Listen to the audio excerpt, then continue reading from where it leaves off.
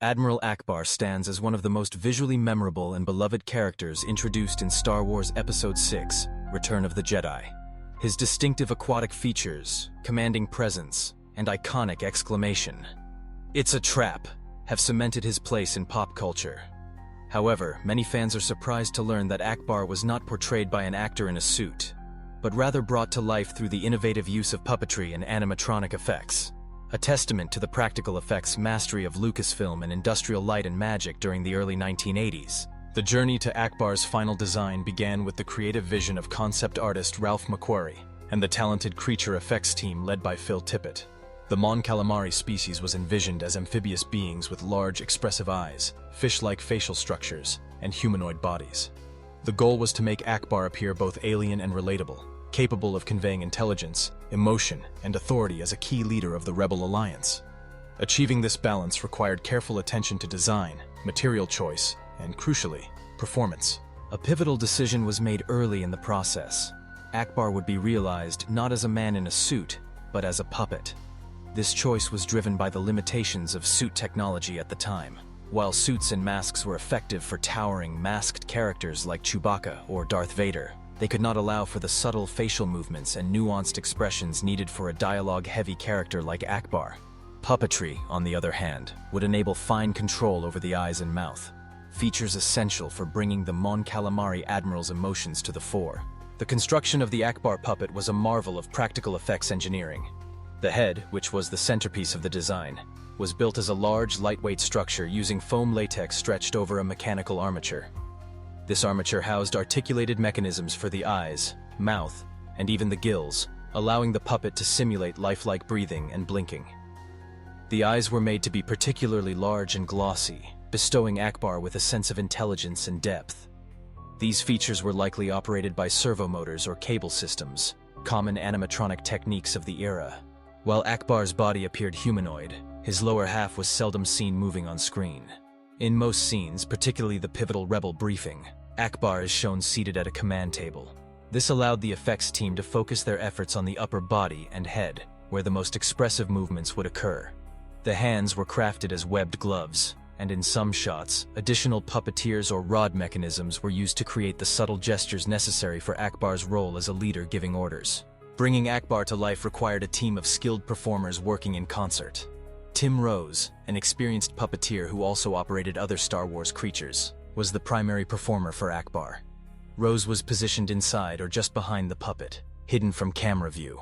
From this concealed vantage point, he manipulated the mouth and facial features using internal levers or cable controls. His own head and body movements were carefully synchronized with those of the puppet, creating the illusion that Ackbar was truly alive and reacting in real time. Facial animation was particularly important for Ackbar, as his role involved delivering complex lines of dialogue. The voice of Ackbar, provided by Eric Bauersfeld, was recorded in advance.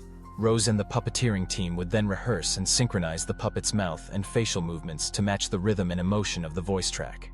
This meticulous coordination was essential for maintaining the believability of the character, especially during intense scenes where Ackbar's leadership and urgency needed to shine through. The set design and camera work played a crucial role in selling the illusion. By framing Ackbar from the chest up and positioning him behind tables or consoles, the filmmakers could effectively conceal the puppeteers and any mechanical apparatus. This allowed the audience to focus entirely on Ackbar's expressive face and hands, without distraction.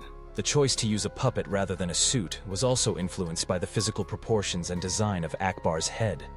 The head was disproportionately large, with wide-set eyes and an expansive mouth, features that would have been difficult, if not impossible, to accommodate with a human performer inside. An animatronic head of such size would have been uncomfortably heavy and unwieldy for an actor to wear for extended periods. By using a puppet, the effects team could achieve the desired proportions without compromising comfort or performance. Despite the ingenuity of the design, operating the Ackbar puppet came with challenges. Syncing the puppet's mouth to pre-recorded dialogue required extraordinary precision. Any misalignment between the voice and lip movements could break the illusion of a living, speaking character. Additionally, the foam latex skin and mechanical components required constant maintenance.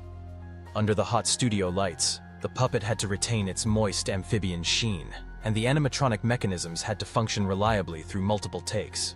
Ackbar's performances were limited to scenes where he could remain relatively stationary. Unlike characters in suits who could walk, run, or engage in physical action, Ackbar was mostly shown seated or standing in command positions. This limitation was cleverly integrated into the script and staging, focusing attention on his strategic mind and leadership, rather than physical action. The legacy of Admiral Ackbar's creation extends beyond his role in Return of the Jedi. The techniques developed for his puppet influenced subsequent creature designs in the Star Wars universe and beyond. Ackbar's expressiveness set a new standard for what could be achieved with puppetry in film, paving the way for more complex animatronic characters in later movies, including the blend of practical and digital effects seen in prequel characters like Jar Jar Binks. In later Star Wars sequels, Ackbar continued to be portrayed using updated puppeteering and animatronic techniques, with Tim Rose reprising his role. While technology advanced, the core principles remained.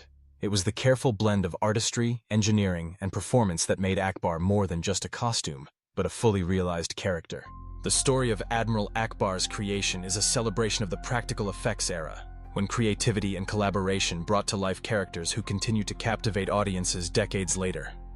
Ackbar's enduring appeal is not just a testament to his design, but to the skilled hands and imaginative minds who made him real.